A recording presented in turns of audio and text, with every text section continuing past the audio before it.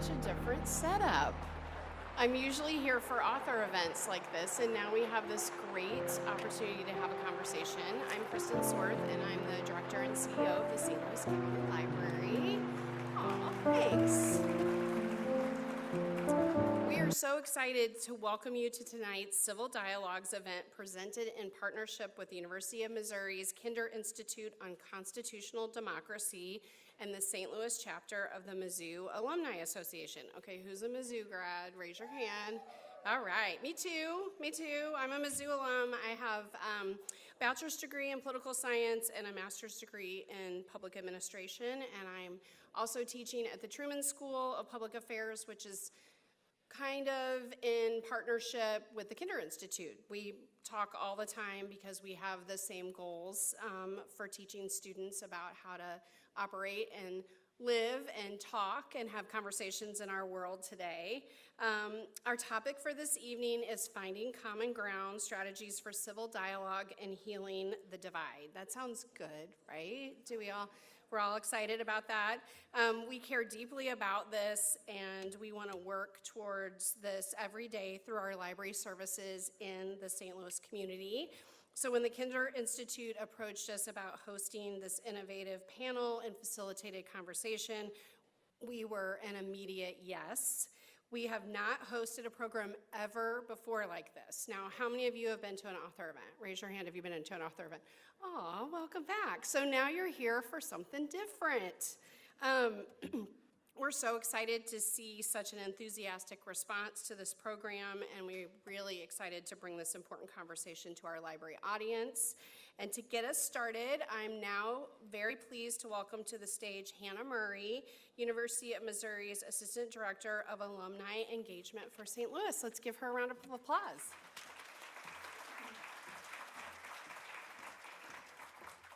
Good evening. I am Hannah Murray. Like Kristen said, I'm the Assistant Director of Alumni Engagement for the St. Louis market. It's a privilege for me to be here tonight, and we're really excited to be partnering with the Kinder Institute. Like she said, I do work in St. Louis, connecting Tigers across one of our largest and most passionate alumni communities.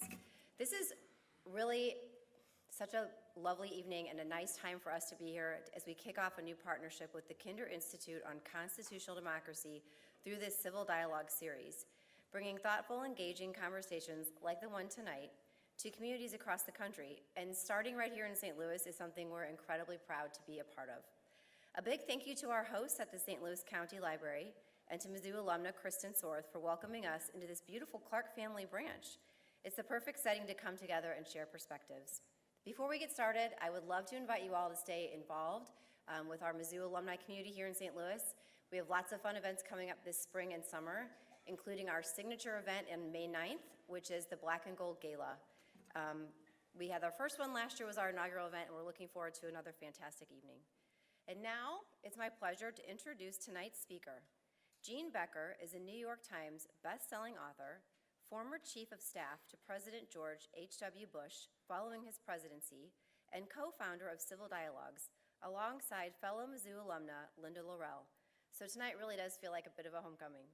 As a diehard Cardinals fan, I know she feels right at home here in St. Louis, and we're especially glad to have members of her family joining us as well. Please join me in giving a warm St. Louis and Mizzou welcome to Jean Becker.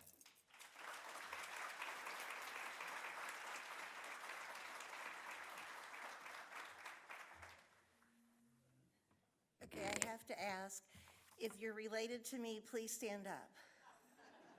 Where are you? Oh, hello, hi. Hi, cousins and my niece, I'm sorry. I just had to say hello. I'll give you a hug later. Anyway, thank you for coming tonight. What a great turnout. It's such a beautiful night. I know there's a lot of other things you could be doing, so thank you for coming. And just to show you how excited I am to be here, I was at the Bill Clinton Presidential Library in Little Rock, Arkansas last night, and had to rent a car and drive 6 hours today to get here by myself. So that, I knew that I needed to drive a little faster. I will confess to you that driving through the Arkansas, I grew up on a farm, and driving in Missouri, about 2 hours west of here, and driving through the Arkansas farmland and then southern Missouri. And I became obsessed with civil dialogues in these little towns. And I found myself wanting to stop at every diner and every bowling alley and say, now who are you? What do you think? What are you worried about? Why do you vote the way you do? And I thought, they will call the police if I just start dropping in. And I knew I was in trouble, and this is true, this did happen. I started talking to the people in the country cemeteries. And I would look over and say, I wonder what you all think. And I'm like, oh my God, I need to get to St. Louis. So here I am. And yes, I am a diehard Cardinals fan, and I'll be honest, I live in Houston. If the Cardinals were home tonight, I wouldn't be here. Anyway, let's talk about civil dialogues. While serving as President Bush's chief of staff, I became acquainted with Linda Laurel, who was the anchor of Houston's NBC affiliate for 17 years. She was one of President Bush's favorite local journalists. If he had something he wanted to say, he said, Jean, get Linda over here. And in the process, she and I became friends. Nearly 4 years ago, she and I were sitting in a bar. Actually, that's a lie, we were having lunch. But it's such a better story if I say we were in a bar. Our lunch conversation was dominated by how worried we were about our democracy, about the civil discourse we were seeing on the news every single night, and among our friends and among our family members. So we began a conversation with the heads of the George and Barbara Bush Foundation, the foundations of the LBJ and Clinton libraries, and the Kinder Institute. And we finally kicked off our civil dialogue series at the Baker Institute at Rice University in Houston about three and a half years ago. Since then, we have talked about immigration, climate change, the importance of bipartisanship, the Middle East, and what the Constitution really means. If nothing else, you cannot call us cowards. The idea of civil dialogues is to give you a chance to listen to experts who can talk about various sides of these issues. After all, every issue has two sides. And then give you a chance to ask your questions, voice your concerns, and make your opinion known. No shouting, no name calling, no vitriol, just dialogue, civil dialogue. Tonight, we're not going to tackle a specific issue.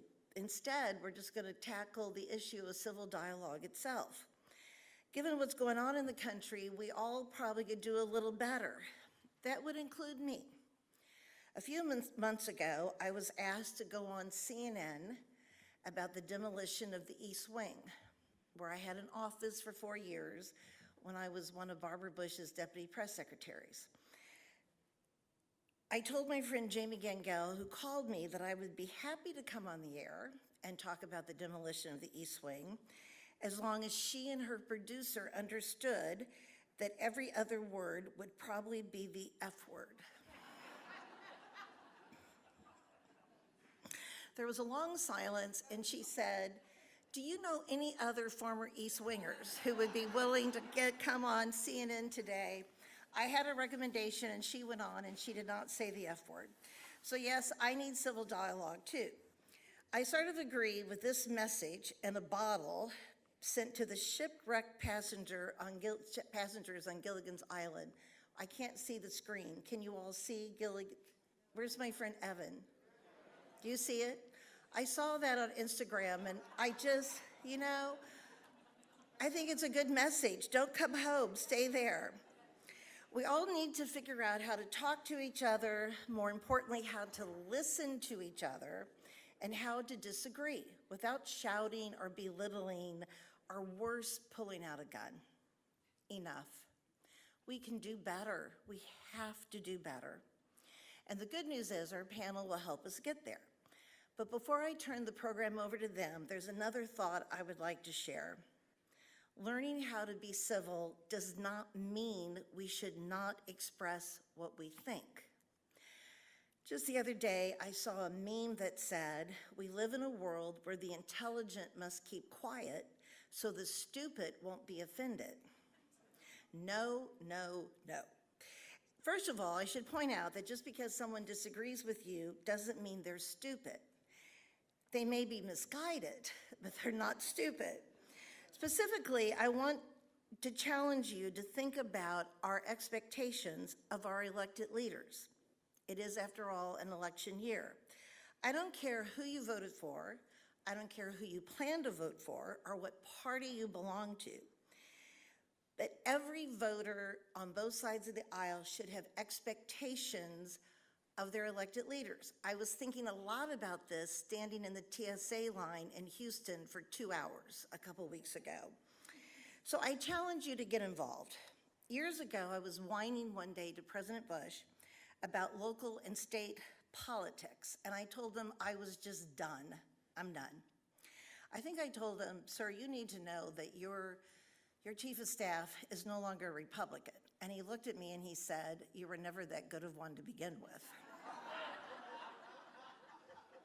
Anyway, he asked me when was the last time I attended a precinct meeting, the last time I attended a political rally or volunteered for a campaign. And the answer was, it had been a few years. So get involved. Find a candidate who you truly believe deserves your support and meets your expectations, and then vote. And number one on your list of expectations, our leaders should show the willingness to do what is right, to show moral courage and fortitude, and to show character. I was blessed to work for someone who was all that and more. In 1990, President Bush was determined to balance the budget. In order to do so, he did something that so few politicians do today. He compromised.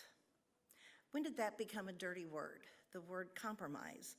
He agreed to a minimal tax increase in exchange for budget cuts from the Democrats. Early in the process, while meeting with his economists on what it might take to balance the budget, he wrote the following in his diary: "I think some of these proposals could mean a one-term presidency, but it's that important for the country. It's the right thing to do." Can you think of many leaders who could write that in their diaries today? Every single one of them should be able to write that in their diary. Unfortunately, he was right. The budget deal did cost him re-election in 1992, the same budget deal which the Wall Street Journal later credited with the economic boom of the 1990s. It was right for the country, but it was not right for him, not personally. And speaking of Bill Clinton, that was the man he lost the election to in 1992, they became famously known as the odd couple. Evan, you can show the next photo. That is them standing on the beach in Galveston, Texas, after Hurricane Ike came ashore. The two of them became very close friends. Mrs. Bush would tell you that President Bush was the father that Bill Clinton never had. They literally raised hundreds of thousands of dollars, hundreds of millions of dollars for hurricane relief, disaster relief. When Hurricane Harvey dumped 40 inches of rain on Houston in 2017, all the former presidents came together to help raise money. Evan, if you could show that photo. I want you to ignore the woman in the back who appears to be photobombing the presidents of the United States. I don't know who she is. I'm trying to get rid of her. I love the message this photo conveys: a camaraderie where differences are set aside for what's right, for what's best for the country. This is who we are. This is who we're supposed to be, and this is who we need to get back to doing. In his eulogy of President Bush, historian John Meacham said, "It was and is the most American of creeds, Abraham Lincoln's Better Angels of Our Nature, and George H.W. Bush's 1,000 Points of Light. They are companion verses in America's national hymn. For Lincoln and Bush both called on us to choose the right over the convenient, to hope rather than to fear, to heed not our worst impulses, but our best instincts." That is what we need to do. I'd like to share with you, before I leave the stage, a quote that I recently saw about the importance of civil dialogue. It's actually a prayer that I saw a month or so ago. We live in times of fear and division. Sometimes we act as if we were alone, building walls that separate us from one another, forgetting that we are brothers and sisters. Send us your Spirit, Lord, to rekindle with us the desire to understand one another, to listen, to live together with respect and compassion. Give us the courage to seek paths of dialogue, to respond to conflict with gestures of fraternity, to open our hearts to others without fear of differences.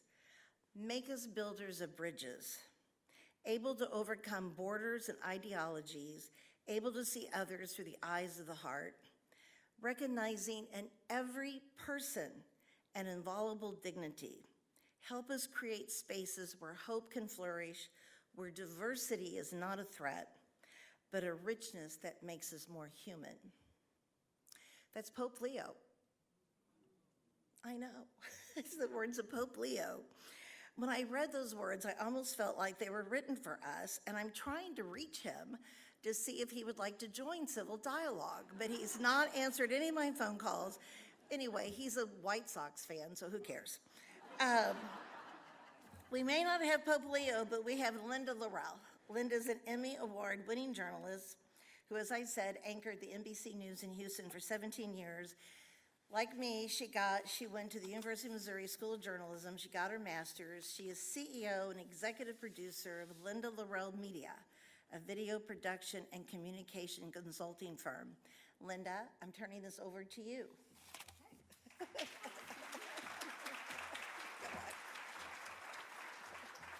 so much, Jane. Hi, everybody. It is so wonderful to see a packed room. This is fantastic. Thank you so much for coming out today.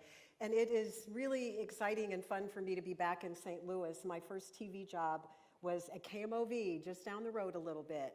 So yeah, back in the days of Julius and Larry and Robin, yeah, I was one of the reporters, a baby reporter here in St. Louis from 1987 to 1989, and lived in DeBoliver Place. And anyway, I love St. Louis, and it's great to be here again. So, Jean, as you know, in the fall of 2022, as you and I had lunch together and commiserated about our polarized democracy. Pope Leo, of course, had not yet offered that prayer because he wasn't even Pope yet. But I agree. His words speak to the core of what we set out to do. Give us the courage to seek paths of dialogue, to open our hearts to others without fear of differences. Make us builders of bridges. So here we are, no longer sitting on the sidelines, but firmly in the arena, helping to build those bridges through this little nonprofit we co-founded called Civil Dialogues. You, a white woman who grew up on a farm in mid-Missouri and worked for a Republican president for more than 2 decades. I, a black woman who grew up on the south side of Chicago with firm Democratic roots. It's safe to say that we don't agree on every issue, but we have great respect, admiration, and love for each other. And we both deeply love this country. Common ground to build upon, not only for the two of us, but for all of us. There is a real hunger for what we're doing here with Civil Dialogues, and we are proud to be among hundreds of organizations that are working to help get us out of our silos and bring us closer together. In the last few months, I have to say there's been a bit of an interesting shift. Those who have asked to work with us are less interested in having civil dialogue about a specific topic and more interested in understanding the dynamics of how to have a civil dialogue, regardless of topic. And that brings us to our topic today, finding common ground, strategies for civil dialogues and healing the divide. Got a question for you. How divided are we? A moment ago, as I began speaking, I used the word polarized, a word we hear routinely and take for granted as an accurate description of the current state of our democracy. How accurate is it? Are we really as divided as we feel? It's an interesting and important question that we will explore with our panelists and all of you as we embark upon our conversation and quest to find common ground. Now, following the panel discussion, Jean and I will join you in the audience to take your questions and comments, and then you'll have an opportunity to practice how to have a challenging conversation with someone who might be on the other side of your beliefs, sitting right across the table from you. If you're joining us online, you'll be placed in breakout rooms for this portion of the program. Now, once we get there, together we will go over some guidelines, conversation agreements about how we will engage with each other. There are copies of the agreements on your tables. So I want you to keep all of that in mind and be thinking about your questions and comments as our panel conversation unfolds. And with that, it is time for me to introduce our panelists. Kristen Sorth, you met just a moment ago, but now I'm going to tell you a little more about her. She is the St. Louis County Library's first female director, holding that position for the last 13 of her 25-year tenure. Under her leadership, the library's multi-million-dollar capital campaign led to renovating and replacing 21 facilities in 11 years, while also providing innovative programming, cultural enrichment, and resources for the region. Kristen has a bachelor's degree in political science and a master's degree in public administration from Mizzou, and a master's degree in library science from the University of Wisconsin-Milwaukee. Please welcome Kristen Sorth.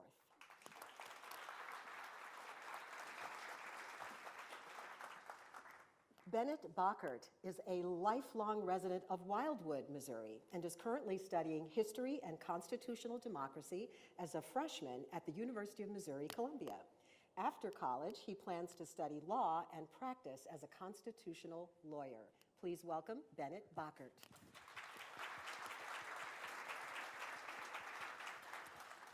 Bella Gomez is a senior at Washington University right here in St. Louis, studying global and Latin American studies with a focus on public health, environmental justice, and global development.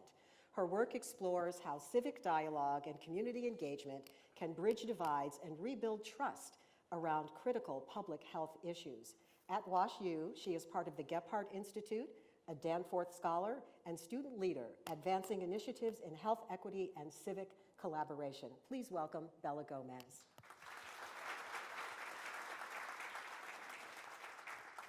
Jay Sexton is a professor of history and director of the Kinder Institute on Constitutional Democracy at the University of Missouri.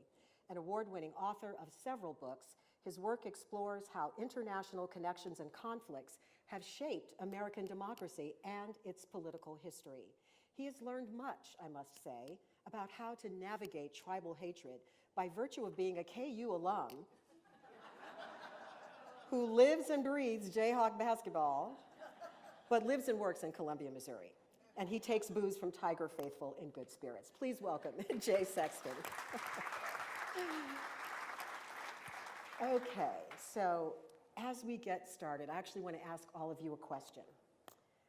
What would you say is the percentage of either side, extreme left or extreme right? What is the percentage of the American population that holds extreme views? Just shout out a number. What percentage do you think holds extreme views? 4, 20? 5 to 10, 15. You're 30%. That is the number. So interestingly, this is according to research from More Common. This is from March of 2025. So 55% is the estimated proportion of Republicans and Democrats holding extreme views, but the actual percentage is 30. And that's actually good news because sometimes we feel more divided than we actually are. There's more common ground than there might appear to be. Jay, of course, I'm going to start with you and ask you to help us sort of put into context the moment that we're in from an historical perspective, especially when you hear those statistics. It's great to see everyone here, and what a wonderful question. I mean, 30%, that's not that bad. I mean, I hope that's what everyone took from that number. But I would say that one thing is about where we sit in the present in long kind of historical perspective. We don't know where we're at in the present. And we know that because people in the past didn't really know where they were. One of the things that's interesting is to look back at past moments and look at the big debates that animated and divided Americans. And sometimes you're like, yeah, they were right. They should have been debating slavery in the run-up to the Civil War. That was a big moral issue.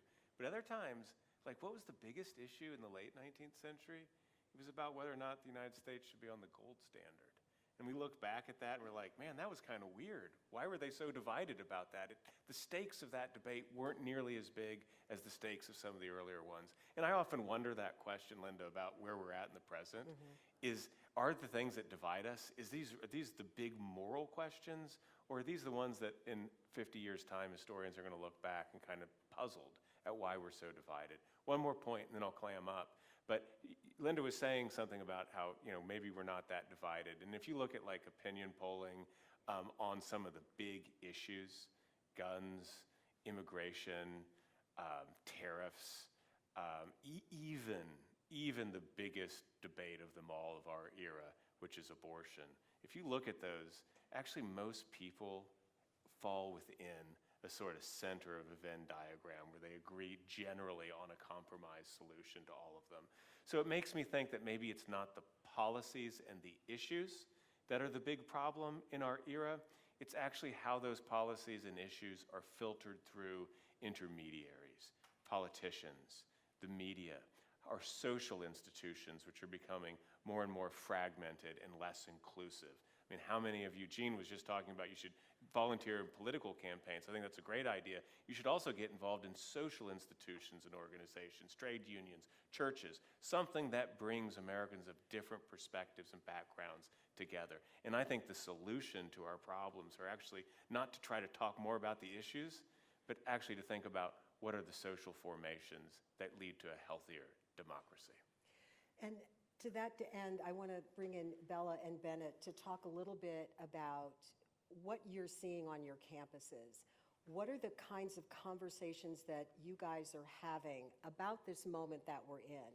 I mean, people of my generation I feel disappointed in us in the world that we're leaving you, to be quite honest.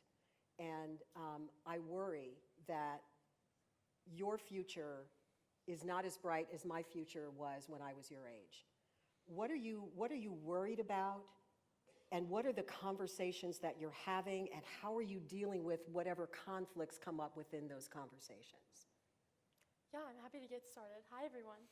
I think as a student at WashU currently, and not coming from the state of Missouri, I'm from Florida originally, so I'm a transplant to the area. I love your city, though.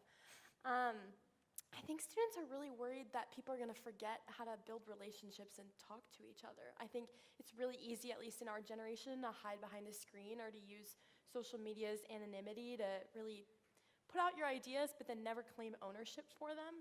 And so I think students are really worried that that's just going to be the way of communication moving forward, and people aren't going to be able to have side conversations on the street or at a local coffee shop just because it came up in conversation and it's okay. I think, on the contrary, though, I do understand the worry about the future and sort of the future that's being left to young people.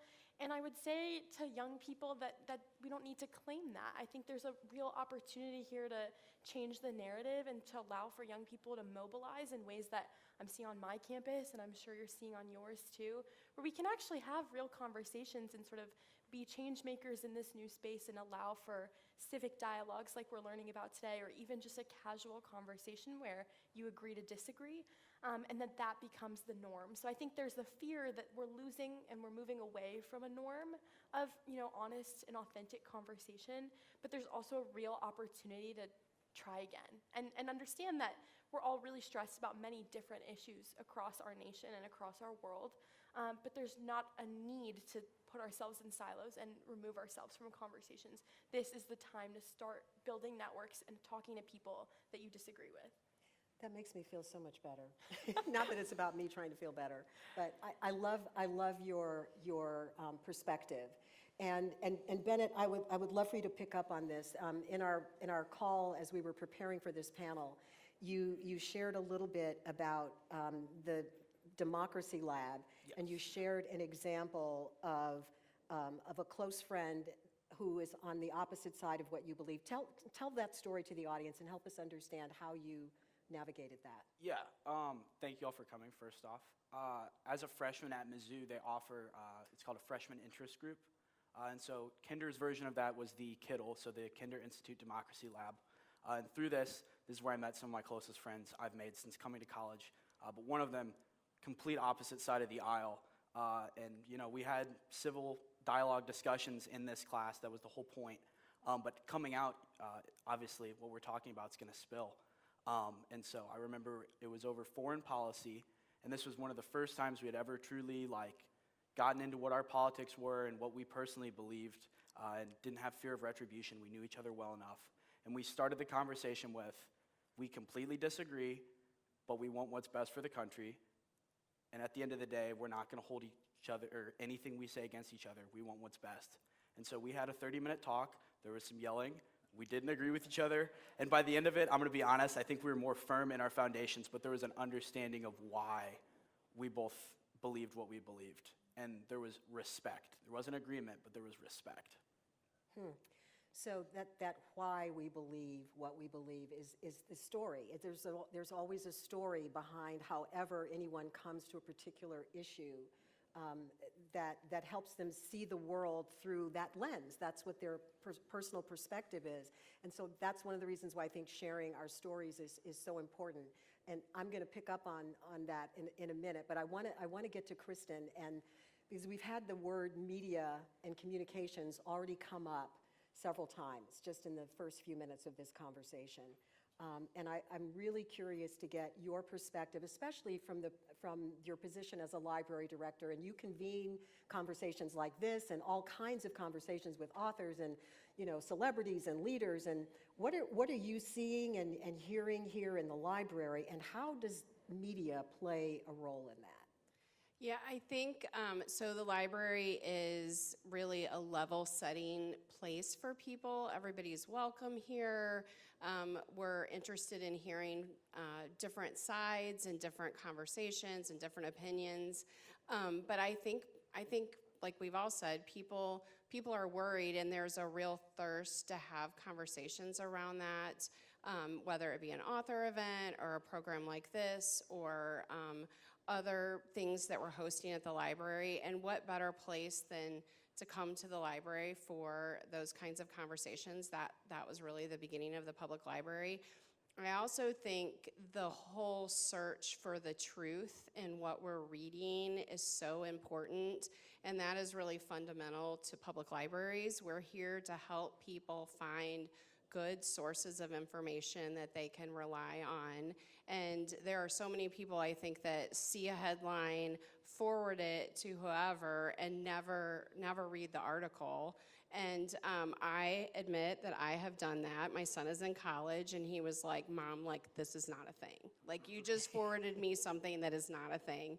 So I think, you know, we want people to lean in to the library and come to us and say, "I'm looking for information on this."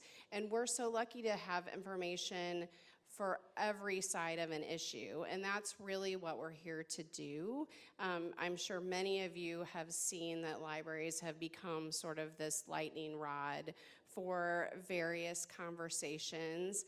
And what we say is that we have information for everybody, and we want to keep continuing to do that.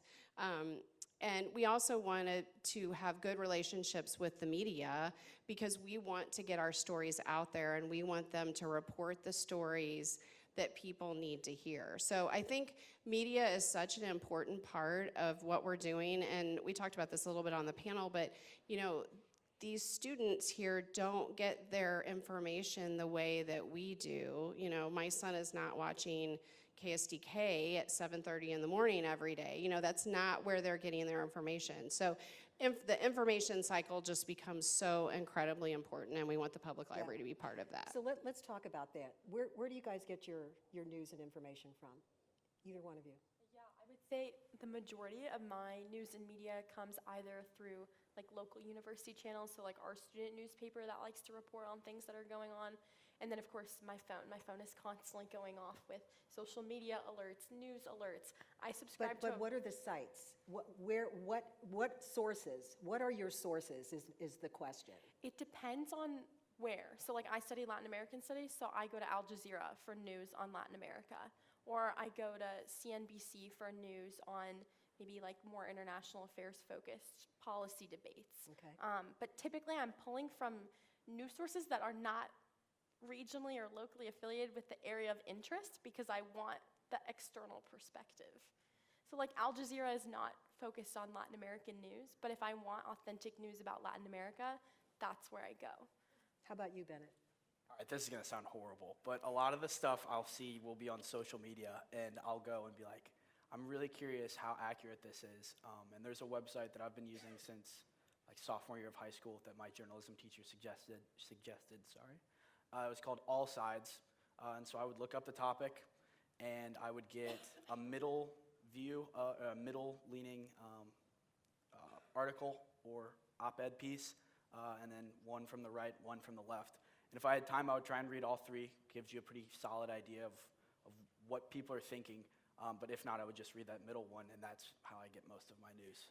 I'm so glad you brought up All Sides. All Sides is actually one of the partners of Civil Dialogues, and its co-founder, John Gable, has been on many of our panels. So the site is allsides.com, and as Bennett said, you can go to the site and you can see any news story covered from the left, the right, and the center perspective. You can look at the headlines and almost tell where they're coming from. Then you read the story and you can make up your own mind about what you think the truth is.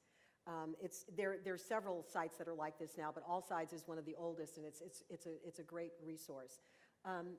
I want to pick up a little bit on what Kristen was saying about the role of public libraries and it being a place where people can come and get books about different perspectives. Well, we're living in a time now where there are banned books. I can't believe I'm actually saying that, but there are banned books.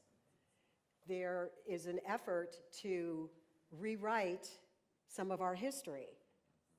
So as an educator, as a professor, how are you dealing with that, and what's the answer to your students who are concerned and those who might not be concerned and think that everything that's happening is fine? Well, I mean, that's one of those things that really, we have to hold firm on. I mean, the liberal idea, classic liberal idea of the free exchange of ideas. And that might mean that there's some bad ideas out there, but the best way to deal with bad ideas is to not try to ban them or put them away, but is to have them defeated in the open kind of public square. So I think it's really important that public institutions of education and institutions like libraries and so forth hold the line on that. That's an important core belief, I think, that we have as educators. But hey, look, I mean, public institutions and the way that they've been chipped away at over a half century. I mean, this isn't something new to this particular moment in time. Our public institutions have been in decline, except sometimes you see ones that aren't in decline, like this wonderful, beautiful library. And you think about the actual configuration of space and how important that is to the functioning of a healthy sort of civic fabric or democratic idea. One more point here, news. Think about news historically. One thing that's always kind of interesting is we're always like, the burden is on the individual citizen. You got to go to the right website, or you have to go to All Sides. And actually, you should go to All Sides if you haven't. I think that's a really good site. But my point here is historically, news wasn't always something that was consumed privately. It wasn't like a privatized thing. In the 19th century, which was what I study, the way news was most often consumed, because not everyone wanted to buy the newspaper, right? So one person would buy the paper, and they would meet in the public space, like the equivalent of this space, and someone would read the newspaper out loud, and then everyone would talk about it. And they would negotiate the differences, and they might divide into different factions on particular issues, but it was a collective civic process, the consumption of news. And so to your point about the free exchange of ideas and the importance of public institutions, I mean, American history shows the importance of that over time, and it's great to see an institution like this kind of in that old tradition. So, Kristen, as the director of the library, and you've been here, in many roles for many years, and I'm curious to know what your perspective is now about this moment, having seen where we were, say, 10 or 15, 20 years ago, and now you're having to deal with banned books and people searching for truth and alternative facts. And so help us understand how you're dealing with that. Well, I think in general, librarians can't believe we're in this place again. Like, we thought that the whole banned book conversation was, over. And so here we are again. That being said, I think public libraries are so good at adapting and changing and reacting to the things that the public needs. And some of that is, to what we've talked about, a space that feels safe and comfortable and welcoming, which is why this building is set up the way it is. It's really a place, it's a library. We have books and we have story time. It's also a place to hang out. You can come here and hang out and work and have conversations with people. That is an important part of what we're doing, but then we've got this noise that is constantly around us, and I think we, everybody kind of ebbs and flows. Like, our deputy director is here, and I think we're like, okay, it's all around us, but it's not here to us yet. And then we'll get a letter, or we have a month where we're celebrating, it's Pride Month, or it's Black History Month, or, and then I say this, and I am not kidding, like, I have had people cut up their library cards and mail them to me because of what we're doing. And what we're doing is just providing information, just being a center of community, trying to show a reflection of people in the programs and the books that we have, regardless of what those people look like or who they love, all the things. So it is such a strange time. We're kind of in a little bit of a bubble in St. Louis County, but just over the river in St. Charles, they've had a lot of discussions about that. I think it's very stressful for our employees. I think our employees are the kindest, nicest, most giving people, and they have, just like 2 weeks ago, we had someone come in and yell at one of our employees for wearing a mask. Like, you don't know what that person's situation is, and who cares? Just let them wear a mask. So I think for library directors and administrators, we're doing our job, we're making sure we're doing the right things for the community. I really worry about the impact on our employees who are frontline, printing things for people. We have social workers at the library, we're giving out diapers, we're doing all these things for people. We're checking out books, we're making book recommendations, and then people come in, and the dialogue that we're talking about is often kind of shouted back at the people that work in public libraries. It's so interesting. So I'm going to make a comment. I'm going to share with you what I alluded to a moment ago, and then I'm going to come down into the audience and get some questions. So the mask thing is what it sort of leads into the story that I want to share. I went to an event recently where I was seated next to an older gentleman. We were having dinner. It was a conference, and we were seated next to each other, and we were having a nice conversation. And then he started talking about COVID and shared with me that he had not been vaccinated. And I said, okay. I said, I was first in line, one of the first in line to get vaccinated. And I said, so tell me your story. Why did you choose not to get vaccinated? And you will never, in a million years, guess what he said to me? His reluctance to get vaccinated dated back to his service in Vietnam. And he felt betrayed by the country. And he no longer trusts the government. And he has not trusted anything that the government says, does, especially when it comes to public health, because of his experience in Vietnam. And I looked at him and I said, I get it. I understand your point of view. I'm still going to get vaccinated when the next booster comes out because I believe in the science and I'm going to do that. I said, and by the way, did you get COVID? He has long COVID, unfortunately. He has family members, his kids got vaccinated. He and his wife did not. So there was a family split over it. But my point here is that there is a story behind every person's perspective on what it is they believe. And you can't guess why somebody's wearing a mask. It might be because they have an illness. You can't guess. But if you, and here's the other thing that he said. He said, you're the first person to actually have this conversation with me. He said, most people will not even talk to me about COVID and vaccines and why I chose not to get vaccinated. But we had the conversation. He'll never get a vaccine. I'm going to get the next one. And we had a 30-minute wonderful conversation, and my eyes were open because I thought of something differently than I had before. And I think that's the point.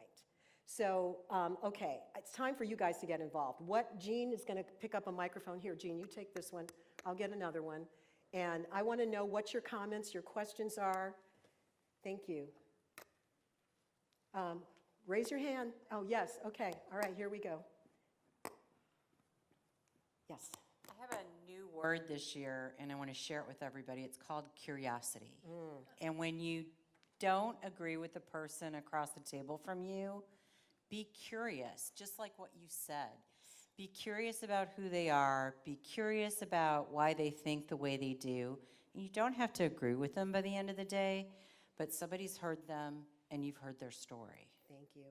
Absolutely, absolutely. Go, Jean. Question over here. Yeah, sometimes I think we obsess too much about our divisions, and that makes them worse. I mean, I was rather thrilled to hear it was a third or 30% who were in another realm, so to speak. I mean, when you go back and look at the American Revolution, a third of the people here wanted to be separate from England, a third of the people did not, and a third of the people didn't care. So maybe we need not obsess too much about division. Okay, who wants to, Jay? I think you should respond to her. I'm volunteering you.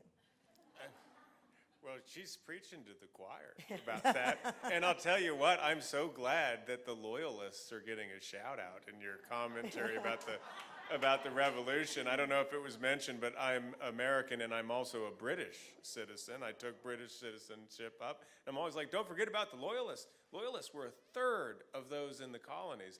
Of course, their fate, it's not necessarily a happy story what happened to them. But that's a story for a different time. Okay, we have another one here. Hi, thanks. Hi there, Peter Schrappen. My son, August Iron, from Seattle. It's really exciting to see such a full room here. Yes. Just curious, perhaps for you, Linda or Jean, are you familiar with the Rotary Way to have a conversation? The Rotary Club has a process they go about having conversation. I was just wondering if that's been incorporated into your style or your approach. I'm not sure what the Rotary Club approach is, but the approach that we're using is through living room conversations, and that's what you're going to experience in a few minutes. Great. I think I just pulled up really quick. It's active listening. It's open-ended questions, balanced dialogue, Yep. curiosity and rapport, authenticity. Yes, all those things are most definitely a part of it. Yes. We have a question on this side. Okay. We got to play Go. fair here. Yep. Okay. I'm all for fair. I have a question and an observation. I think the observation stems from those days that I was wandering the corridors of Jesse Hall, and they were kind enough to award me a minor in physics and philosophy. So Socratically, I want to indicate that life is a pendulum. And as we swing from one side to the other, we have to find a way to cope with the extremes to meet in the middle. That is pure Socratic. My question is, and this is for everybody on all sides, how do you find ground when you're dealing with a cult?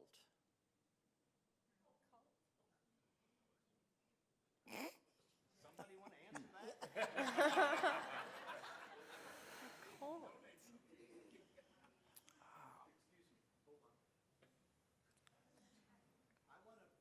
Say one more thing about this cult aspect. You have 20 seconds. I'm all on the clock here, I see it now. Jordan Klepper had made a living out of going to Trump rallies and discussing the obvious inane comments that were being made, and he came to the conclusion that they don't care. They have no sense of grounding themselves in truth. We'll let one of our panelists, or Linda, tackle that. I think that part of where we are right now is that we don't have empathy for each other as humans. Somewhere along the way, we have gotten into these silos where we see each other as the other, and that we don't believe in the basic human dignity of every single person. And the media, you know, having been a part of it for a good chunk of my career and still being engaged in it on an independent level, the media play a huge role in this, because what's happening is we are able to go and get information from a news source that is going to reinforce what we already believe. And so we don't have to see the other side if we don't want to. And that has entrenched us in where we stand, and it makes us want to just stay there. But the only way, I believe, that we get out of it is by doing what we're doing right now, which is by talking to each other face to face, eyeball to eyeball, not through a screen, seeing how your words land on a person who's sitting across from you, making you think twice about what you say and how you say it and what your purpose is. This is one of the things that I think we need in order to get out of it. Yes, you had a question, didn't you? I did. Yes. A comment about the curiosity, and you probably just spoke right to my comment, but I have lost friends on Facebook because of being curious on their opinions, and I ask, and they start calling me names, and it's like, you know, I respect you, we used to work together, and I think highly of you, and I'm trying to understand your side, and I don't know if it's the screen anonymity. Yeah, I was just going to say, I pretty much am off Facebook now, except for posting cute pictures of flowers or something. So I would suggest that when that happens, invite that person to have a cup of coffee and go sit down and talk face to face. Don't try to have that conversation on Facebook. It's futile. It's not going to get you anywhere. Jean? Okay.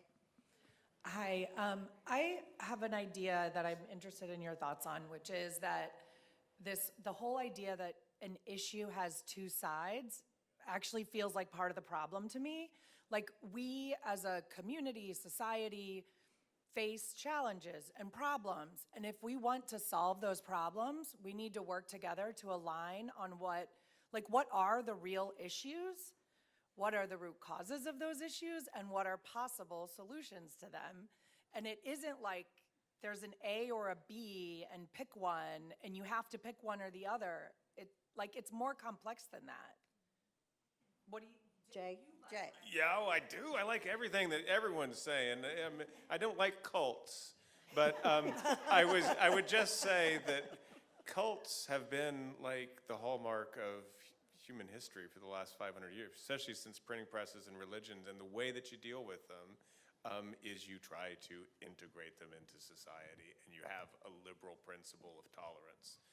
But to your point about, it is one of the weird things about the normalization, the way we internalize that there's like a left wing and a right wing position on everything, even when there's not, we like create one because we have that mindset. One of the big things in higher education is the need to get more conservative viewpoints among the professoriate. I actually think this is a legitimate problem, and I think we should do it. But it comes at this huge risk of you start saying, oh, well, you have to balance conservatives with liberals, and you get into all this, and you create this artificial kind of battle line and trench line system.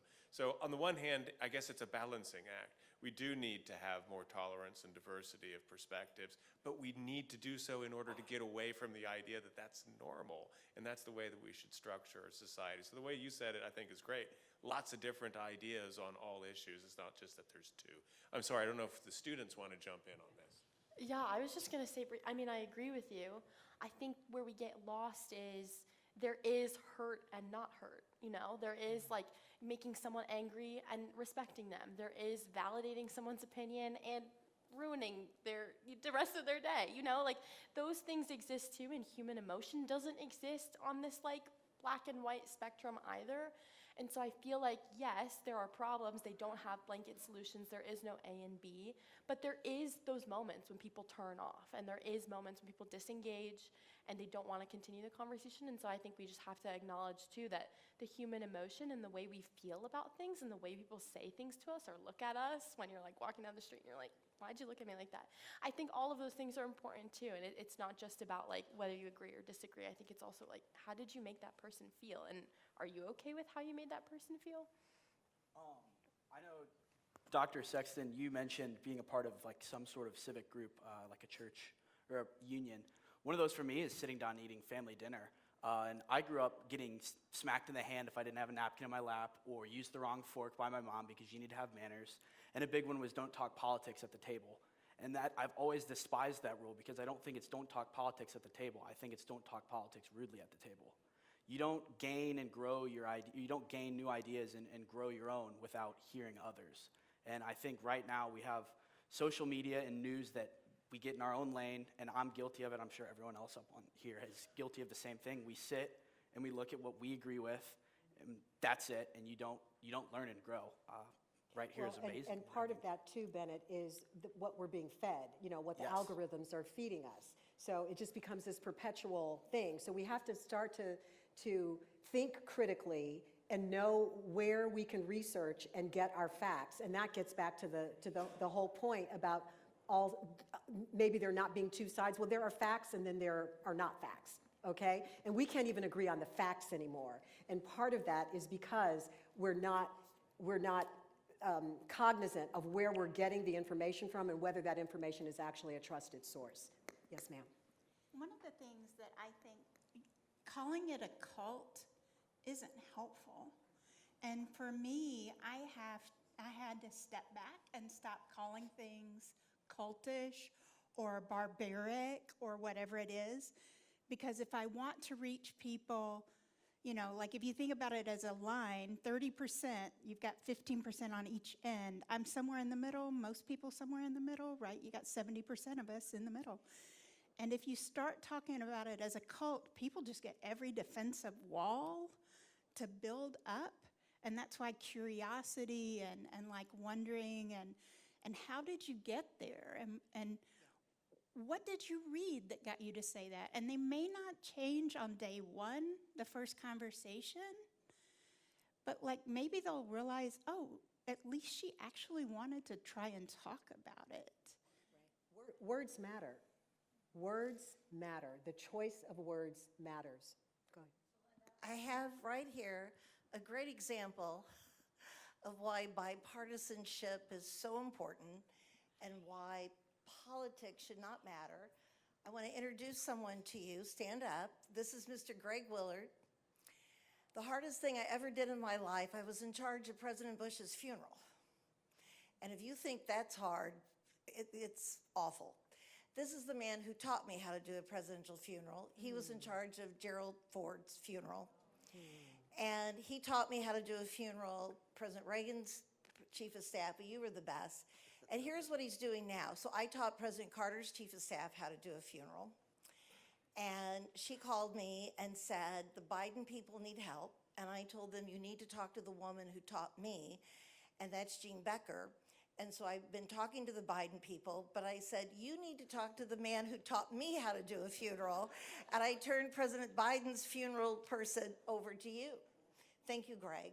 And he's paying it forward, and I'm just honored that he came tonight. Thank you, friend. Oh, But, thank you for sharing that. you know, again, this is how it's supposed to work. Exactly. You know, did I say to President Carter's chief of staff, no, he's a Democrat. By the way, I grew up a Democrat. I said, I'm not going to help you. Well, no. And did Greg say, I'm not going to help President Biden's person? You got them all straightened out? Okay, good. All right. Yes. About, so my background is in human resources, And so I was the HR director at the library forever. And we always say, I feel like in HR, the world is very gray. Like you cannot live in sort of a black or white world in HR because there are really nice people that are horrible employees. And then there are horrible employees, you know, like that you've got both sides there. And so I think you have to approach people as you have more in common that you don't, and start with that. And then you also have to give people grace. Like backing people into a corner never works, ever. It doesn't work in HR, it doesn't work in arguments, it doesn't work. You have to give people space to get away. You know, that's kind of an HR philosophy that if you're having a difficult conversation with an employee, you should not back them into a corner. Like it is not a good place to go because what will they do? They'll fight. Yeah. They'll fight you. So you have to really give people grace and give them the space to be a good person who you don't agree with. And Grace is one of my favorite words. yes. And I'm so glad you. And we all need to give yeah. ourselves some grace because, Yeah. give yourself some grace too. Thank you, Kristen. Hi, I have a tendency to yap, so feel free to cut me off. Okay. Thanks for the warning. I am curious what you all think of the shift in the Overton window, which is like the shift of what is considered the middle ground. Like if you look at what people said 20 years ago, especially about immigrants or about international relations, it feels wildly different than what our elected officials are saying in the present day. Mind you, 20 years ago, I was like this big, so. So what are their thoughts about that? And The shift in the also Overton window? on the paradox of intolerance, that one has to be intolerant of intolerance. Like it's been a while since I studied history, but Frederick Douglass, William Lloyd Garrison, they were very staunchly into seeing the humanity, especially Frederick Douglass, obviously. Okay, all right, I'm going to cut you off now, okay? Okay, But I I think, that's appreciate okay, that. that's okay. I think it's a good question, though, and Jay, I'm going to let you start that. No, don't say you're sorry, you're good. It's Yeah, all no, I good. mean, it's a great question. I mean, I would just say that, when I look at the political possibilities of the present moment and think about it in a historical perspective, it seems like it's a really pregnant moment, that there are real possibilities because most Americans tend to agree on some of these wedge issues, but they're split and fractured in different parties. There's a possibility to bring them together and to create a new coalition and to get off of this treadmill. I'm really optimistic about that happening in the near future. Really, as soon as we can all exit stage left and get the students and the next generation in charge of things, because for as bad as it is that they grew up on social media and stuff, I don't think that they are in the same kind of doom loop cycle that my generation is. So over to you guys to solve the problems. I don't claim the doom. I don't claim it, sorry. You mentioned that sort of the index of what's centrist, and I talked about earlier us learning and growing. I'm sure all of you have seen a lot of the politicians learn and grow into their roles. And I know, for example, President Biden has changed his opinions on a lot of things since he was a junior politician coming up in American politics. And I think a lot of times we're quick to say, oh, he was like this back then, but him or other politicians aren't like that now. They've learned and grown, and I think it's an issue when we pull just off of change and not look at, okay, was that change positive? We're just saying change is bad. Linda, can we, I don't want to cut off our panelists because you're brilliant, but I think we're running out of time. And I've promised this gentleman we would have time for his question. Yes, please. So, sir, you have the honor of asking the last question. Are you ready? I hope. This is in reference to the question that Linda posed earlier about how divided is this nation? And my follow-up question to that is, why is the nation divided at all? And then in reference to banned books, Jay stated that bad ideas should not be banned. to which I'm in agreement. But then there's a concerted effort to ban books on Black history. And Black history is not a bad idea. And this administration is putting forth an effort to ban books, have books removed from schools and libraries, especially those that are relating to Black history, and an effort to close the Smithsonian Institute, National Museum of African American History and Culture. So that goes back to my question as to one of the reasons, why is this nation divided? Well, you saved the easiest question for last. Okay, Jay, who wants to? I mean, that's the million-dollar question. Yeah.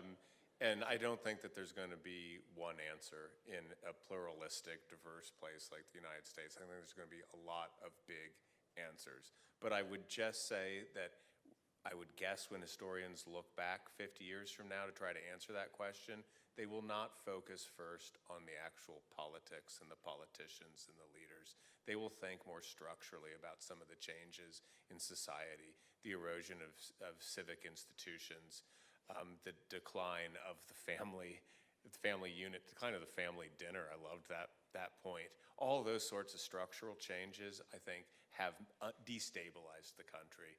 But on banned books, that's exactly why, because if you ban bad things, then the opponent, the guy you don't like, will ban good things. And that's why you kind of have to have an across-the-board tolerance and opposition to the banning of ideas or the muzzling of free speech. Absolutely. Okay, it is time for us now to move to the conversation portion of the event. Linda, I have a yes. very quick PS. This is how outrageous the banned book thing has become.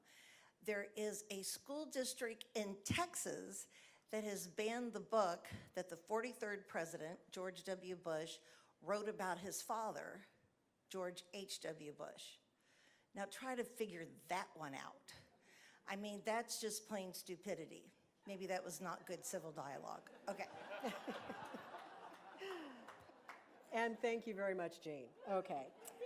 Okay, so first of all, may I get a round of applause for our panelists? You're all amazing. The panelists are now going to come down, and one of them might join your table. They're going to join a table, and they're going to participate in the discussions that we're about to have now. So first thing is, among your tables, we need one person at each table to agree to be sort of the timekeeper facilitator, okay? That person will keep time according to the guide, and that person will read some of the instructions that you're going to be given as we move forward. So you have a conversation guide in front of you, and what I want to go over with you very quickly is about how we are to engage with each other. We've talked about this a little bit already. You want to be curious, there's that word, curious, and listen to understand, not refute. Listen to understand the other person's point of view. Show respect and suspend judgment. Note any common ground as well as any differences. Be authentic, another word we heard earlier, and welcome that from others. Welcome that authenticity from others sitting across from you. Be purposeful and to the point. Own and guide the conversation, okay? General agreements that we all are going to follow as you have this conversation. So again, one person at each table. You all have a designated person at your table now who's going to be the timekeeper and ask the questions in each round. Somebody volunteer. Okay? And then that person is going to read what you're to do in each round. Okay? At the end, at the very end, we'll take about 5 minutes to go around to a few of the tables and get some of your feedback and what you just heard and learned from the conversation. Okay? So our panelists are going to come down, and you should be deciding who's going to do what now, and then you've got 3 minutes for your first section, which is introducing yourselves, why we're here. In one breath, you're going to share your name, where you live, and what drew you here. So get started.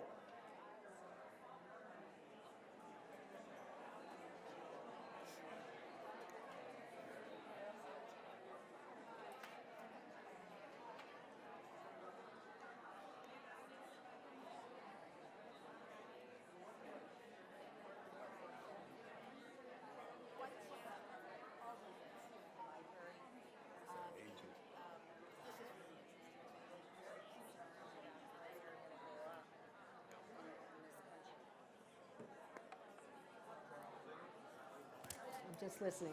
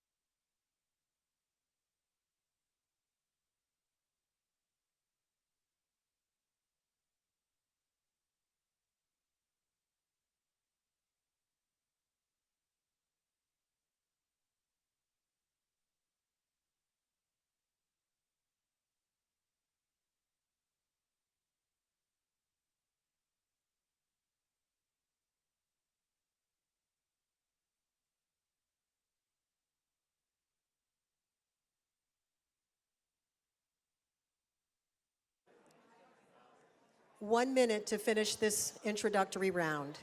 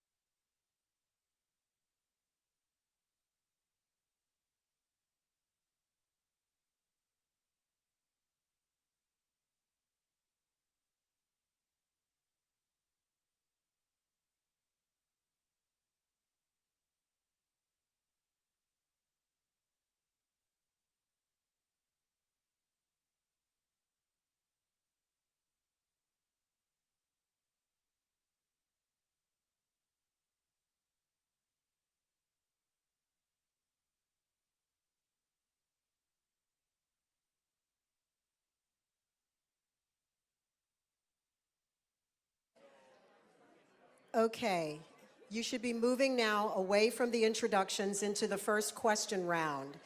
This conversation includes answering prompts without interruption and having time to explore what you heard from others in the group. Keeping time helps to equalize power dynamics. The host or participant can keep time and let others know when they should wrap up. So if you're keeping time at your table, make sure everybody knows, okay? So each participant can take 1 minute to answer one of the 3 questions. So facilitator at the table, you can read those questions and then keep time.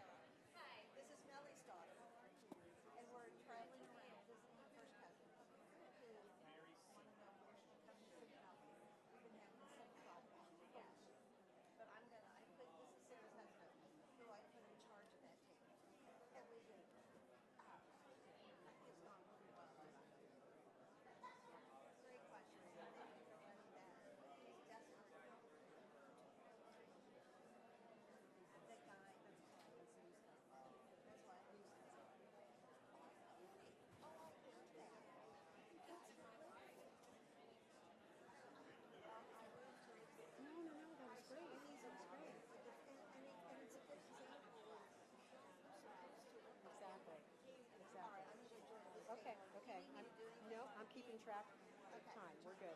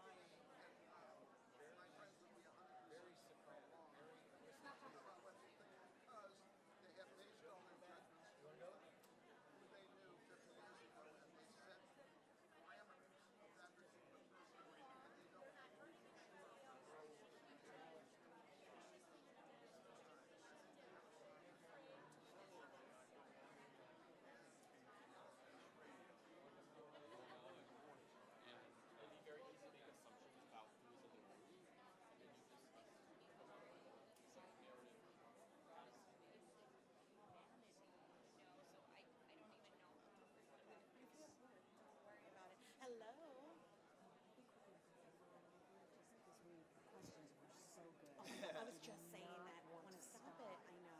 I did not want to stop. I was so happy I involved, everyone wanted to ask questions. Yes. I love when that happens. Great questions, too. Yes, Really that great is nowhere, like I said, it's on 6:30 to 8:30, so people are expecting that. Good. The catering, they're all set up, so whenever. Perfect. Yeah, I think we're going to probably go till about 10 after. love it, okay. Yeah. You said 10. I was like, Just kidding. Yeah, no. No, that sounds great. Yeah. No, that's great. No, this is fantastic. I mean, the way the questions went, I bet they got more. It is, and the turnout is amazing. This is so good. So happy. And it just shows people, they want to do this. All the comments coming in, yeah, there's this is wonderful that you're having this, so, yeah. He cannot either understand why I had my friends in New York. I feel bad.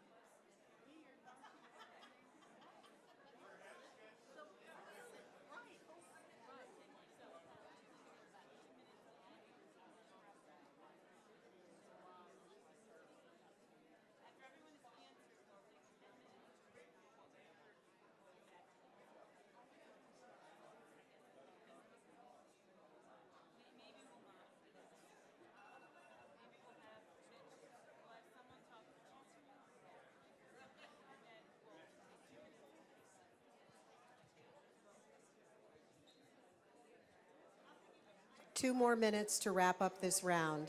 2 more minutes to wrap up round 2.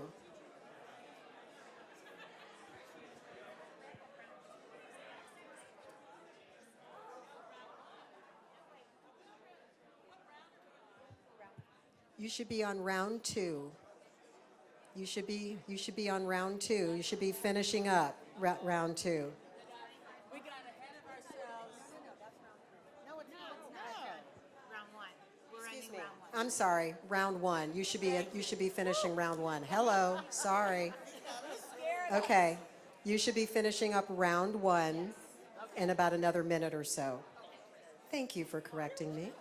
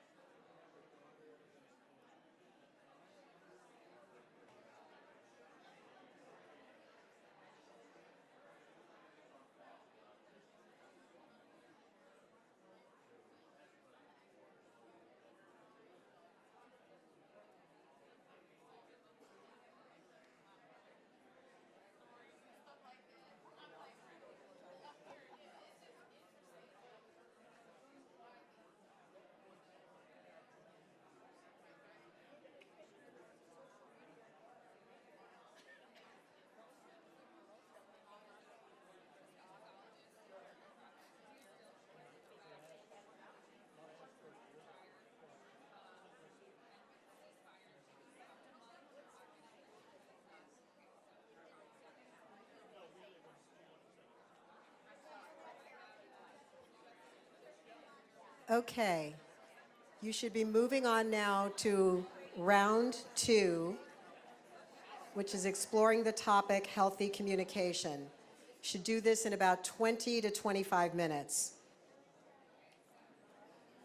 The volunteer should read the paragraph about what it is you're to do. And then everybody should take 2 minutes to answer the question without interruption or crosstalk.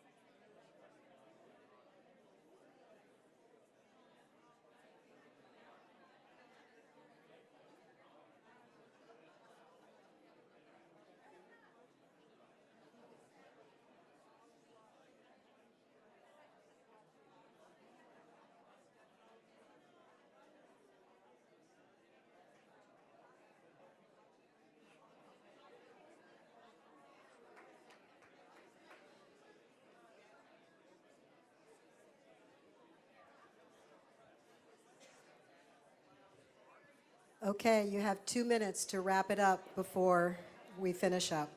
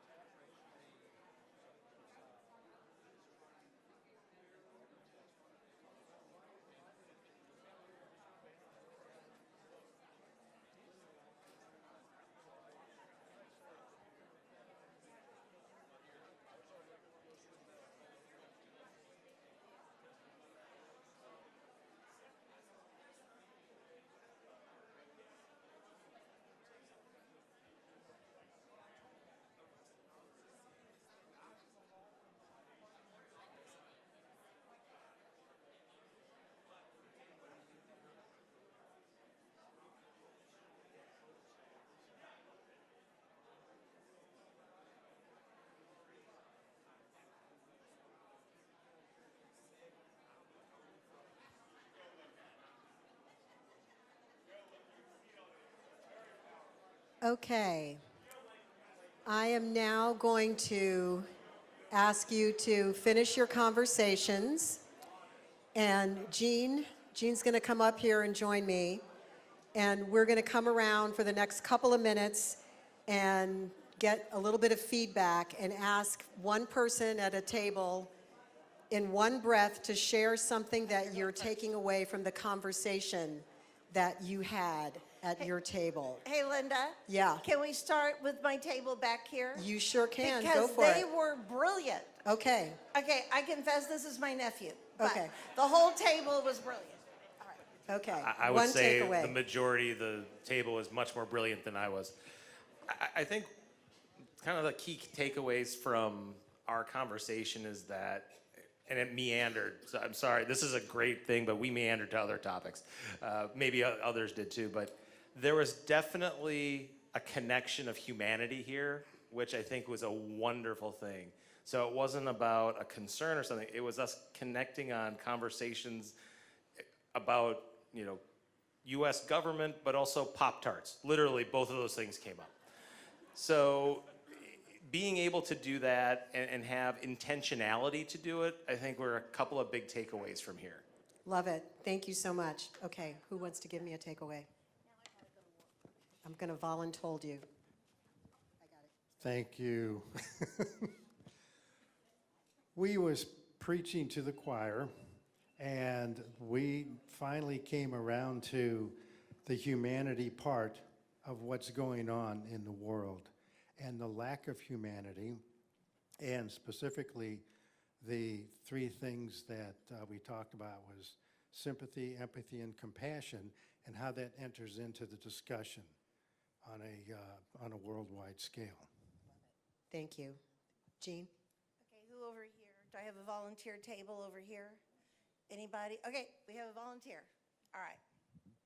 We decided to discuss what gives us hope about the United States and what we're most concerned about. And we decided that, first of all, these two young people who are here tonight as part of the panel give us a great deal of hope, as young people in general do. We see a lot of political involvement, a lot of caring. I mean, you know, most of us, well, not all of us, are of a certain age here, perhaps. And so it was important for us to feel the youth of America will save us to some extent, but we'll help you. We'll help you. Secondly, what really makes life difficult and concerned is many people felt that many of our government institutions just are not functioning. They're not doing their job. They're not doing what they need to do. So we know we need to work on that. Thanks. Thank you. And I agree with you about the hope our young people give us all the time. Hey, so what we decided at this table is that communication is really, really hard. A couple topics came up, and you know, someone knew something, someone knew a little bit something else, and someone knew something else. So just trying to put all those pieces together. communication is hard. And the other thing, I just have to set my tribe. I'm an UMSL grad. So glad to hear that. Jean? Anybody, okay, this side of the room. Yes. Come on, who? Okay, I've got somebody right here. Okay, go ahead. You snooze, you lose. Yeah. Hi.